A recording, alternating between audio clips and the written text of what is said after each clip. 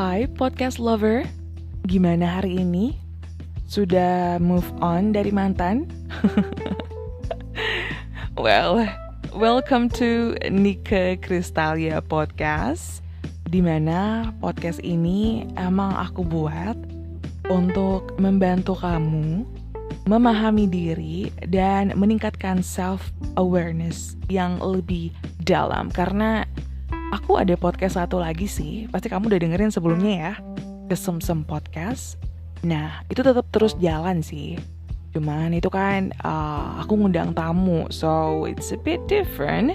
Dan di sini aku bakal lebih fokus ke, inspire you dengan pengalaman serta ilmu yang udah aku dapat selama ini ya. Jadi that's a lot of fun.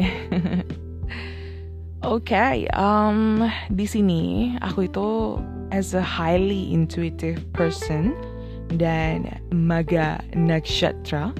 Kalau kalian tahu Vedic astrology pasti kalian tahu tuh ya, nakshatra itu apa. Nakshatra itu salah satu zodiak sih. Ada 27 zodiak di Vedic astrology. Nanti dia aku ceritain lebih panjang ya.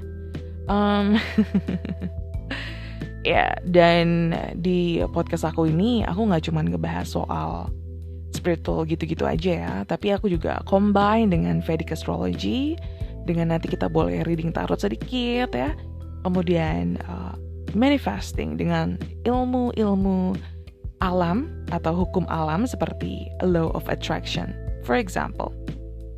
So, untuk kamu yang baru pertama kali mendengarkan podcast ini, welcome, Basti.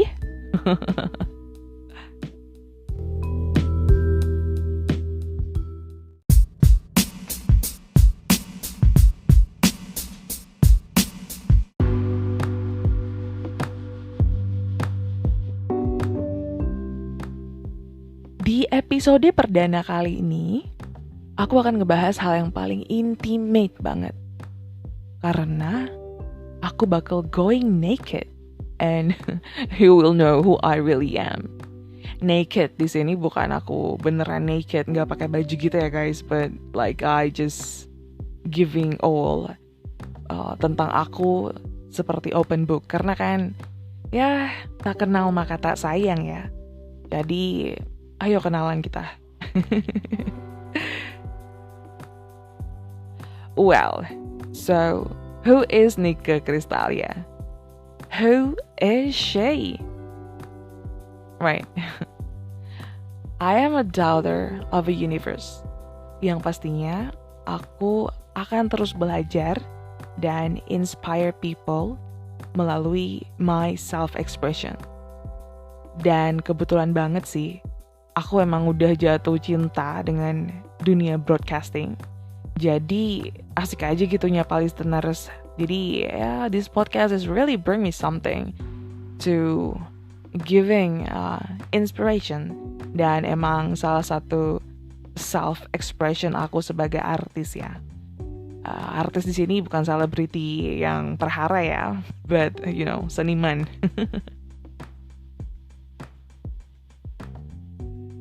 So, in this lifetime, 3 dasawarsa yang lalu bertempat di Banda Aceh, Indonesia, tertanggal 25 Desember 1991, telah lahir seorang anak perempuan berdarah Minangkabau dengan nama Nika Kristalia.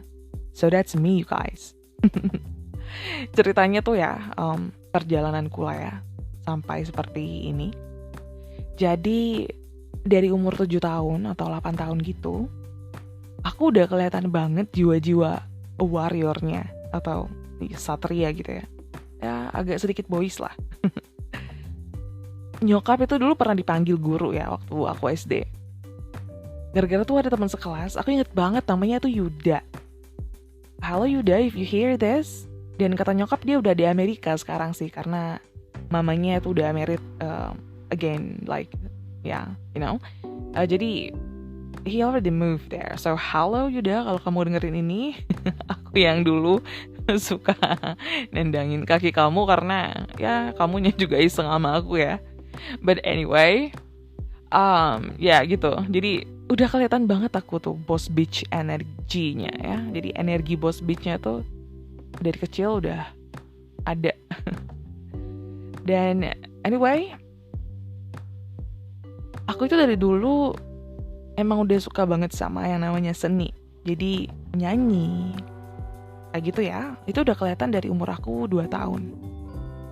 Kata nyokap nih, aku tuh kayak gitu.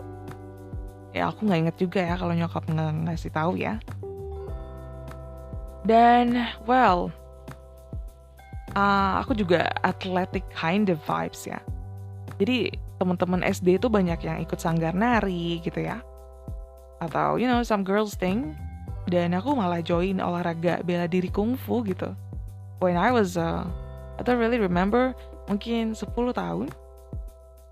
Nggak lama sih kungfu itu, cuma 3 bulan ya waktu itu. Tapi pas aku udah SMP itu, aku join karate. Sampai aku sabuk hitam ya. Terus aku jadi atlet juga. Banyak lah kalau medali di kiloin itu ada. Teman-temanku juga pada tahu kok.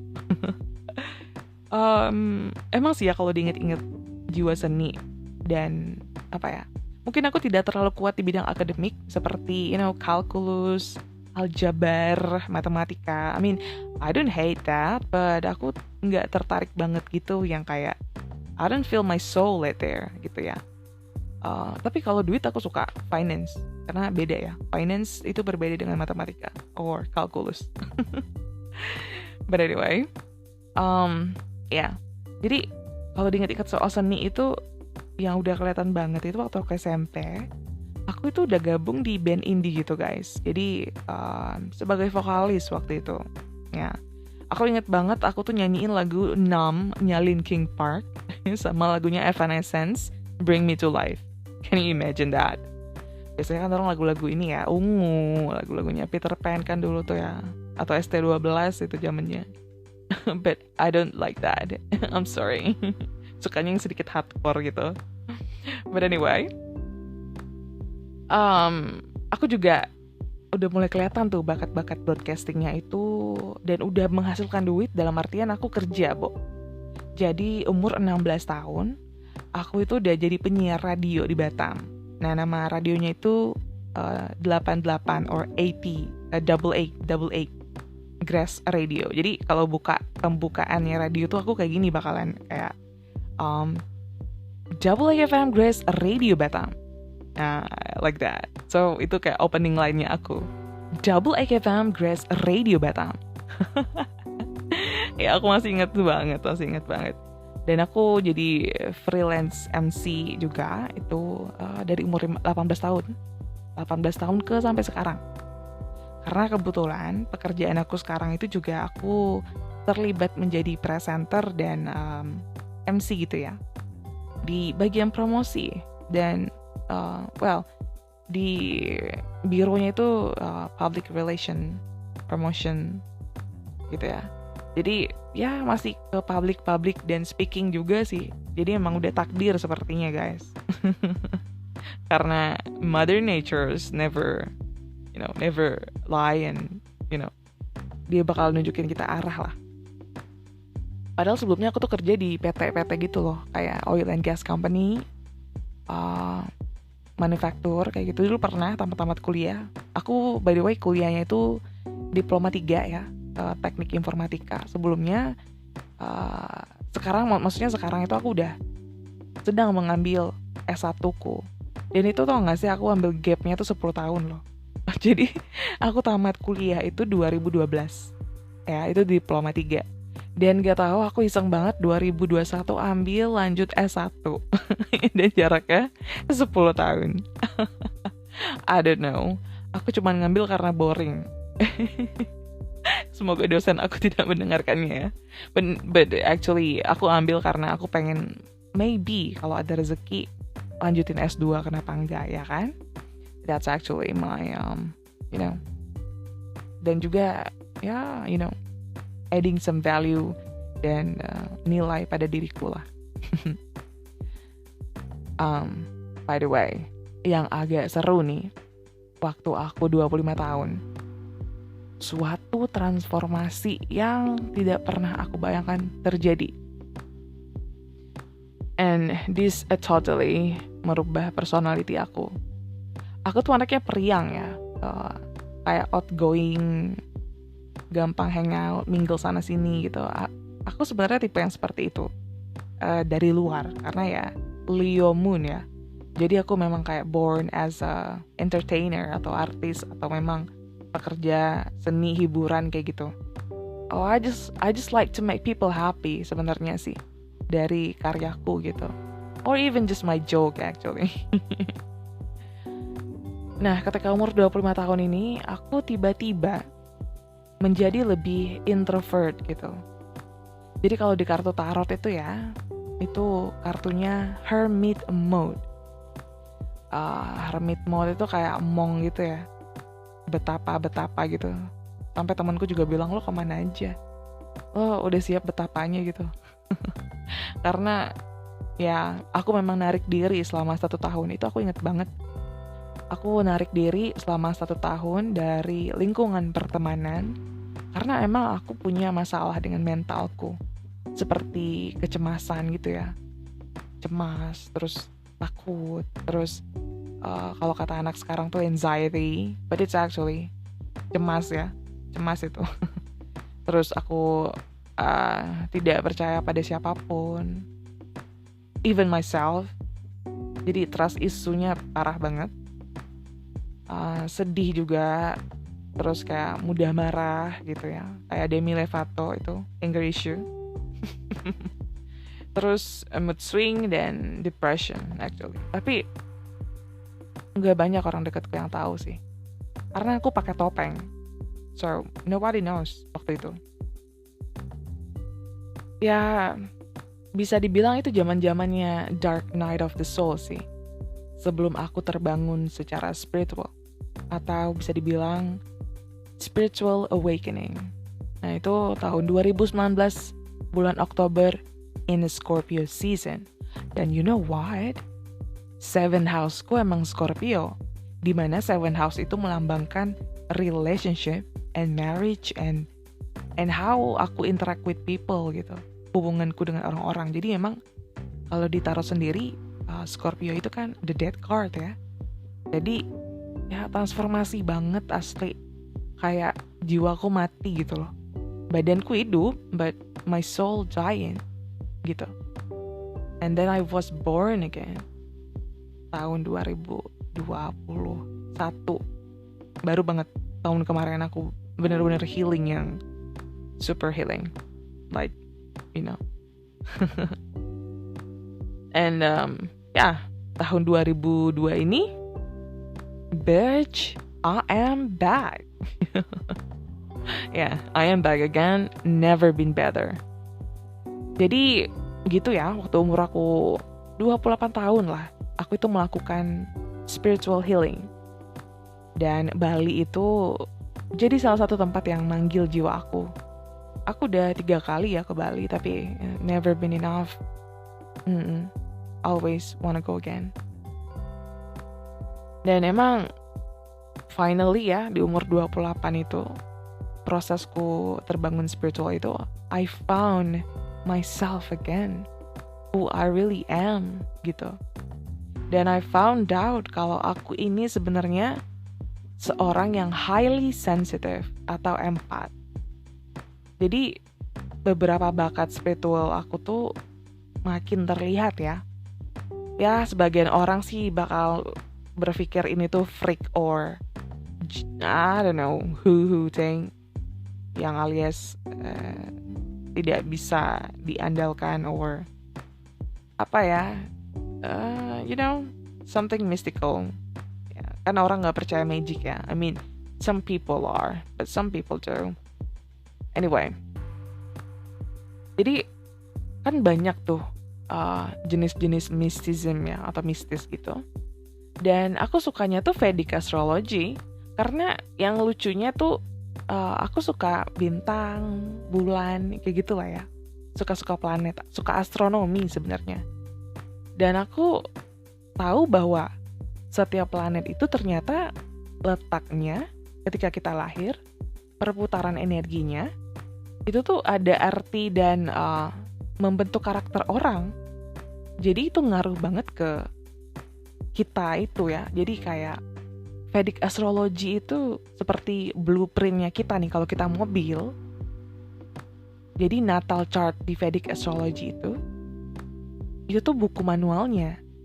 Bukan berarti 100% kamu tidak bisa merubah hidup kamu, tapi itu adalah kayak panduan bahwa kamu itu tipe yang begini, begitu.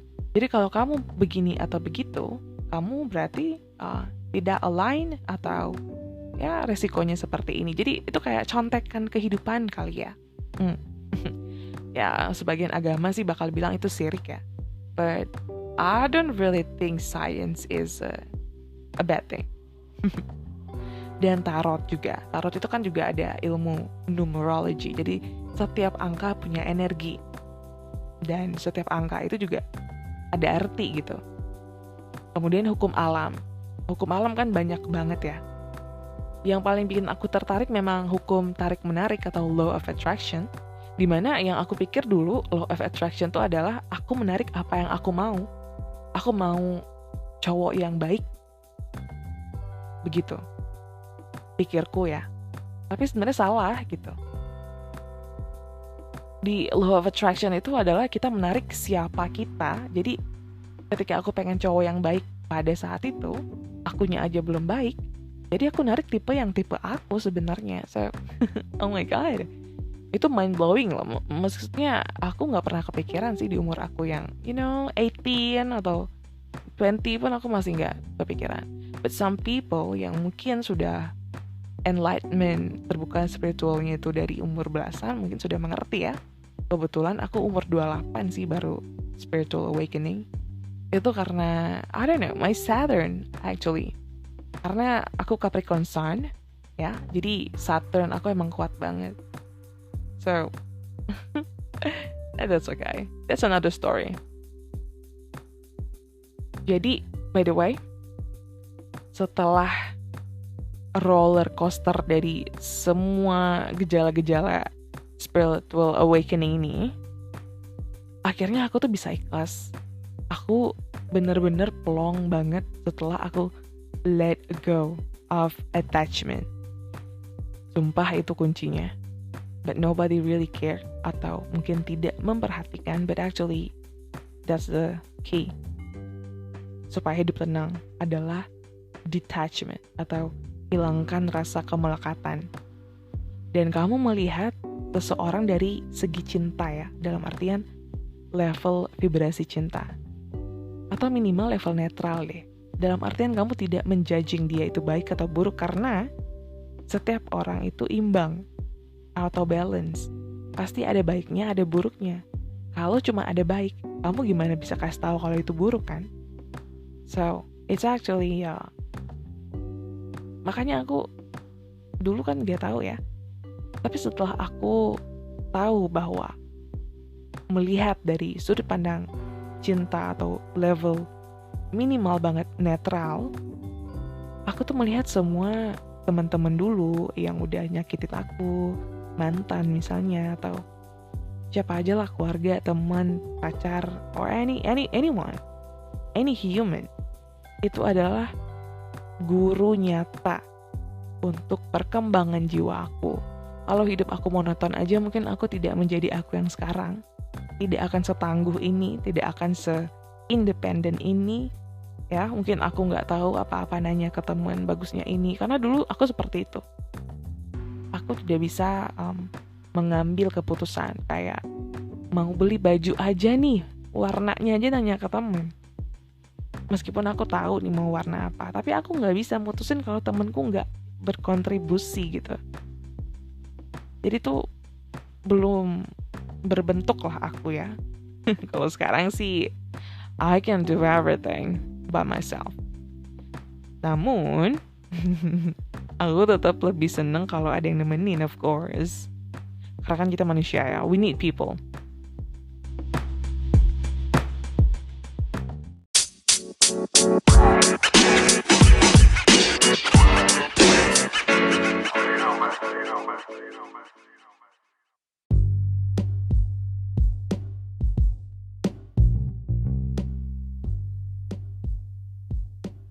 Alright guys, kayaknya segini dulu aja episode perdana aku pengenalan or introduction tentang who is she, Nika Kristalia itu.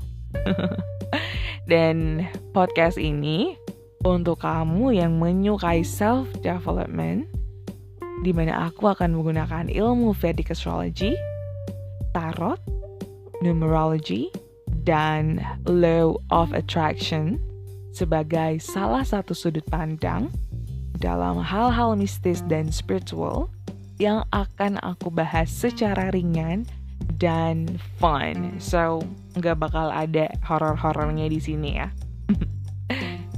Oke guys, pantengin terus Nika Kristalia Podcast, so you can be the best version of you. Sampai bertemu di episode selanjutnya. Bye.